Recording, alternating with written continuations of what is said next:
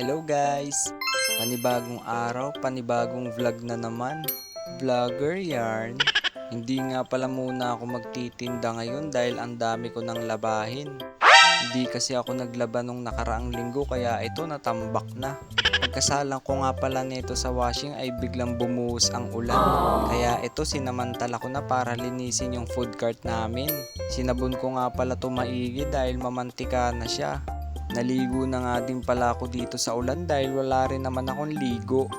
Aalis din kasi kami dahil pupunta kami sa beach. Kukuha din kasi ako dun ng mga bato para itambak dun sa daanan namin. Dahil laging nalulubog yung gulong ng food cart namin.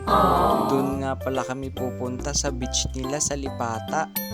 Nung nakarating nga pala kami dito sa Sabang ay huminto muna kami saglit para videoan tong napakagandang tanawin. At makalipas ang 36 years, ayan nakarating na kami.